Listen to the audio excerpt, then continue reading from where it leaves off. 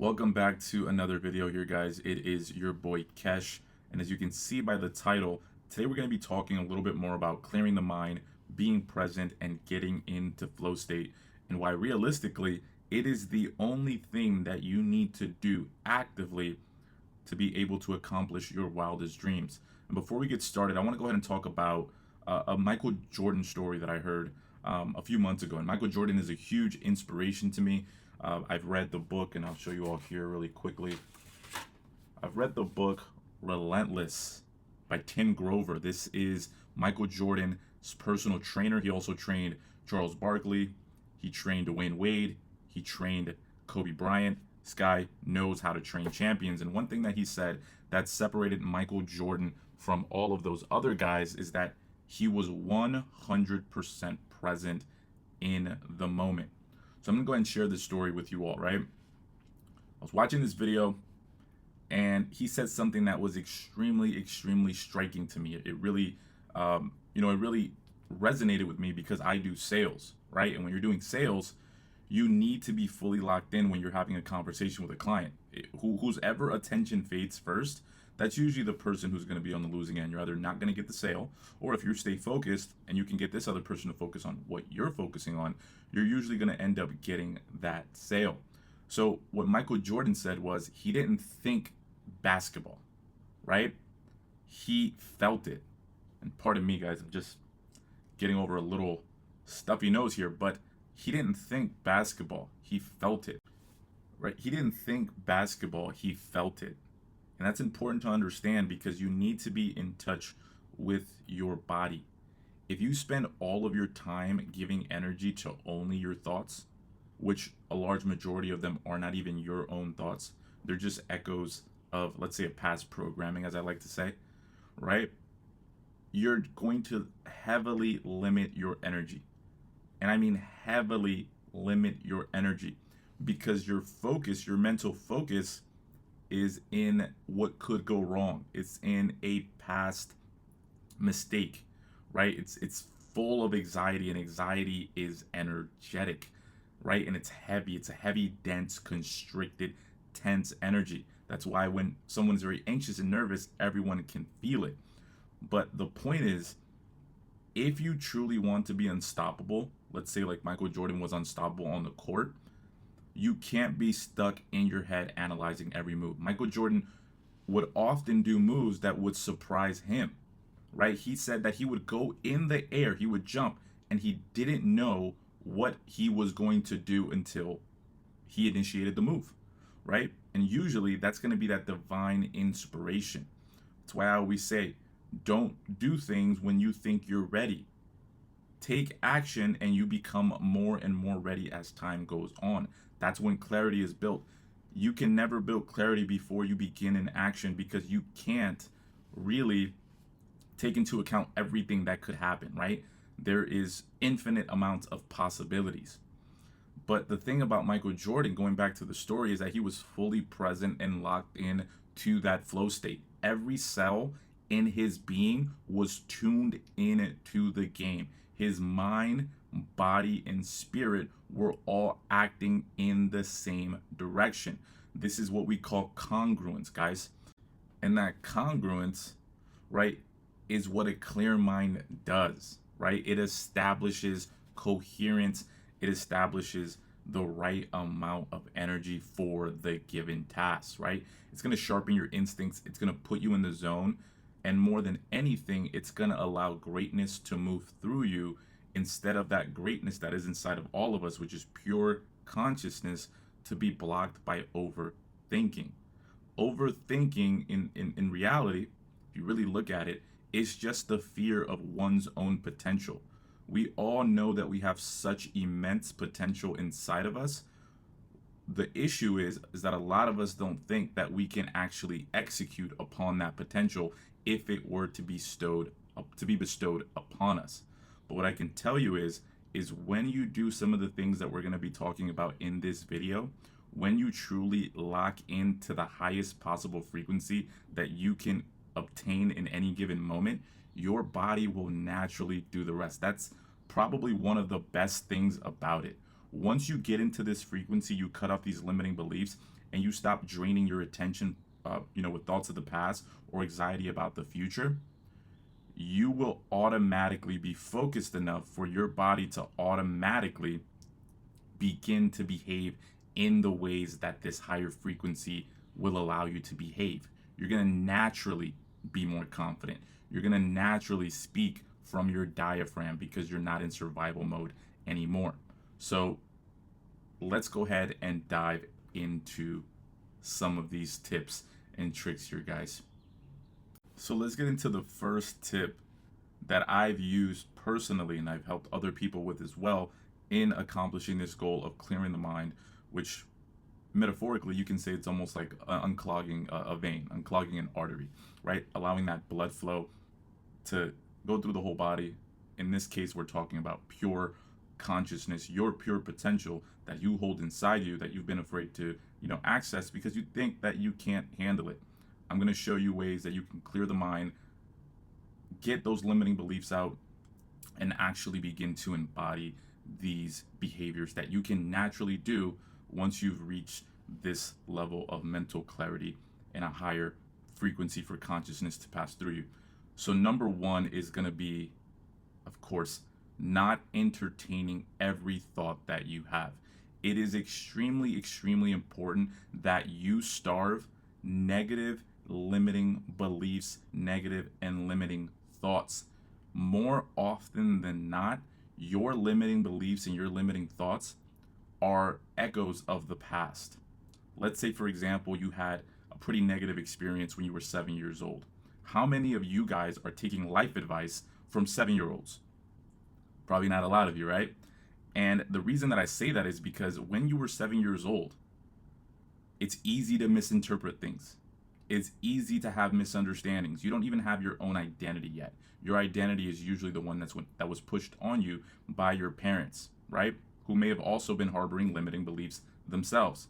So it's hard to really make an identity from such a low reference point as a child would have. So a lot of your limiting beliefs go back to those times, and you can't really take them seriously once you begin to observe them and and not give them your energy. It's hard to really take them seriously because, again, a lot of those things were misinterpretations of your past.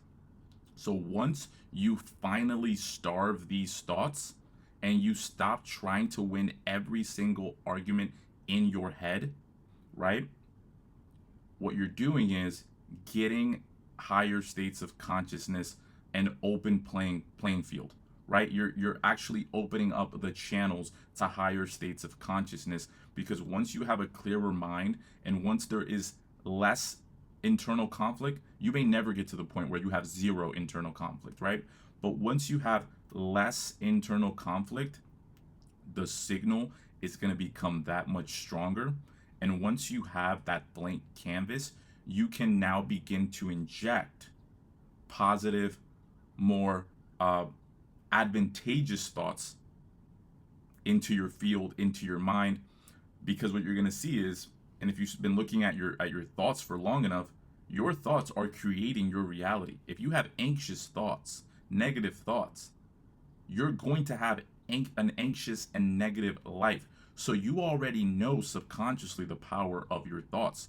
More than anything, the power of feeding these thoughts. And the issue is that they're running amok. They're overrunning your mind to where you can't override them with positive thoughts, right? You can't just have a negative thought, get upset at the negative thought, and then push a positive thought in. They're just going to collide, guys. It's not going to work. You need to first clear the channel completely to where you're at a baseline, right, at an even keel, and then from there you can begin incorporating things like affirmations, incorporating more positive thoughts, so that your body and your life can then catch up and be able to manifest, for lack of a better term, those kinds of results. But it starts with starving your thoughts of your focus and of your energy and of your reaction, right? Starving those negative emotions, not reacting to them, and you're going to slowly start to see them dissipate and their power loosening its grip upon you, right? You're going to be shocked that a thought that has been controlling your mind for 10 years, 20 years, after a couple of months, it's pretty much null and void. in your mind, right? And I'll say this as well to really, to really nail this in. A clear mind, for those who've been practicing self-development for years, the reason that you're not getting past a certain threshold, it's really two things, right? It's going to be self-worth, and I've made a video about self-worth before, but it's also going to be about not having a clear enough mind, in the sense that your negative emotions, your negative feelings and thoughts are still more powerful than the life that you want to live, than the thoughts that you would rather think about, because you react to every single thought, right? So again, a clear mind is the most powerful tool in self-development, along with a good self-esteem. These are the things that are going to actually keep you going, right? One of the things that, just kind of going on a small little tangent here, there's a big reason why self-discipline, affirmations, I believe in all those things, don't get me wrong, but you can't build a house on a bed of sand, right? You can't build a house on a bed of sand. You're going to need to build a house on solid fucking rocks, on concrete, or else whenever a big wave comes in, you're just going to have to start all over. This is what people get wrong about self-discipline. And this is why I make these videos, because I truly believe that from the point when I was young and my psyche was split, right? I've been literally running in a maze trying to get myself out. And I've gotten to the point where I've, really made humongous strides. And it was just by listening to my own intuition, doing the things that I know I needed to do for myself, right? And those were the two things that I really was able to get out of that journey. You need a solid foundation of self-worth and self-love, meaning you need to do all these things that you're doing for yourself first and foremost. If you're doing everything for everyone else, you're generally not going to get the reaction that you want from these people, and that's going to lower your self-esteem. It's going to lower your motivation. Everything that you do must be for the benefit of your consciousness. I'm not speaking about being selfish in the negative sense, but you do need to make yourself your primary point of focus, right? Because if you're not good, if you're not overflowing, then how could you ever truly and effectively give energy to other people, right? I now give energy when I'm at an overflow. I'm at an overflow a lot more often than I was before, when I was giving others too much and I was giving myself too little. That created resentment, lowering my frequency, ruining my relationships. When what I do now is I focus primarily on self, I get to the point where I'm at an overflow, and then when I give, it is at no cost to me and at full benefit to the other person, because I'm not expecting anything back. I'm already at an overflow. But getting back on topic, I digress. A clear mind is one of the most important tools in self-development. Again, it's not affirmations, it's not productivity hacks, it's not discipline. Because you can have all those things, those negative thoughts are going to come back, and eventually they're going to be more powerful than you. So instead of trying to push through, be calm. Establish presence. Understand who you are. Understand why these thoughts are coming about. Observe them. Don't react to them. See how fake they truly are, so that you can effectively remove your attention from them almost completely. Not for 5 months, not for 6 months, not for a year. Once you understand how false some of these thoughts that you've been holding truly are, you can never give them the kind of attention, reaction, and focus that you've given them in the past. But first, you must understand this for yourself, because everyone is dealing with different thoughts, different limiting beliefs, right? That are, pertinent to their life. So you need to see the falsehood in your limiting beliefs before you can truly move forward in a consistent way. Once you're able to establish this kind of presence and this kind of mental clarity, then you can be more disciplined. Then you can have more self-love. Then those affirmations are going to hit super, super hard, right? Another tip alongside not listening to every single thought, right? Before I lose my train of thought, I wrote some notes down. Number two is it's going to be not reacting to your external world as much. We talked about not reacting to your internal world. Now it's important to not reacting to the internal thoughts that come up, right, on a negative angle. Now we're going to talk about not reacting to the 3D, not reacting to the external world. And the example we're going to use today is not reacting to things you may see online. And I can speak for myself. I just recently had to get off Instagram again because I was seeing myself being pulled into these mundane, ridiculous arguments about absolutely nothing. And it was actually messing with my frequency, right? I'm not above any of these things. I'm also human, right? But think about it. You pick up your phone, you see one comment, and then out of nowhere, your heart races, your nervous system reacts. It's almost the equivalent from your body's understanding of a lion coming out and attacking you. Your brain doesn't know the difference between a real threat and an imaginary threat. It's gonna go into survival mode instantly. And again, this really puts it all together. Your body will instantly react to the frequency that it is on. Your job is to get to the right frequency. It's not to work harder. It's not to be more disciplined. It's not to read more self-help books. Your job is to get on the right frequency. Because as you'll see here, and as you'll all may have experienced, once your body goes into survival mode, it reacts automatically. You fidget, you breathe differently, you move differently, your body tenses up. It is a natural reaction, right? So when you're reacting to the external world, let's say on the internet, some comments, some video, right? You're spending your day firing off survival signals, and you wonder why you're never confident or at peace. One thing that you must ask yourself, and I ask myself the same thing, is do I want to keep living like that? Do I want to be a prisoner to every single situation that I deem to be unfavorable? Always triggered, always cloudy, and you're never fully free.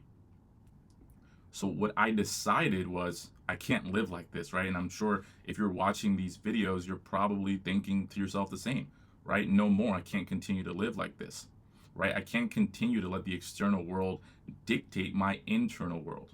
So here's something that you can all do when you're creating this shift, right? Whenever a comment, whenever the external world tries to drag you in, you must take a moment and pause. When you pause, the whole world around you slows down. When you internally pause, the external world pauses as well. And I want you to repeat this to yourself whenever you feel like you're being dragged in, right? And the thought is this: if I feed this, I then build an identity around it. And when you build an identity around something, just side note, it's very hard to shake because your internal world would try to look for proof of this. So once you get caught in a spiral, it's like a maze. You just continue to be on that spiral, right? A spiral goes from, small to big, right? Small to big. And then you can't really see yourself back out. But again, if I feed this, I build an identity around it. Why waste my energy? That is a question that is extremely powerful when you ask yourself this, right? Because more often than not, you're not going to get an answer back that makes sense. And what we're doing here in exposing these negative thoughts, these limiting beliefs, exposing the ego, is really shining a light upon it and exposing it for how weak and frail the logic around it actually is. Let's say, for example, an old memory comes back up, maybe an old memory of failure or embarrassment. I want you to say this: that was me at 7 years old. That was me at 17 years old. That is not me now. What was safe then is not safe now. What was unsafe then is now safe for me. I've evolved.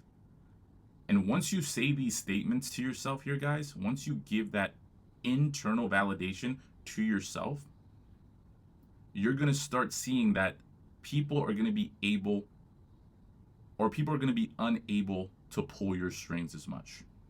You're going to stop letting people own your emotions. You're going to stop letting the past define you. And you're going to stop letting old, outdated, and false triggers cloud the channel that we've been talking about in this video so in depth, right? Which is, again, the only thing that you need to do. You just need to get on the right frequency here, guys. I can assure you, your body and God and the external world will do everything else for you, right? And then lastly, once you've decided to let go, this is probably the most important tool. This is the most important tip, right? And that's why I saved it for freaking last. And that's gonna be giving yourself grace. One mistake that I made was, once I learned these things, I thought to myself, well, now that I know them, now that I'm conscious of it, I gotta be perfect every time, right? You absolutely do not need to be perfect all of the time. Just more consistently, most of the time, right? I saw a video the other day, and the guy was making a reference to basketball, right? We started off talking about basketball. We'll end up talking about basketball. I love basketball. And he said, imagine there's a 7-game series, and that's the 7 days of the week, right? You only need to win 4 of them, motherfuckers. You only need to win 4 of them bitches, right? And you win the series. Start trying to win 3 days, trying to win 4 days, and eventually you'll get to the point where you're consistent enough where you're saying, man, I'm winning at least 5 to 6 days out of this week, right? Rest days on Sundays. But again, giving yourself grace is probably one of the most important tips that I can give you when you're going along this path, because you're not going to be perfect. Do not expect perfection out of yourself, right? You are doing the absolute best you can. And the best way for you to frame this, if you're someone who is typically very hard on themselves, maybe people were hard on you, maybe you had high expectations, right? And you had a lot of pressure on you to perform. So you were internally very hard on yourself.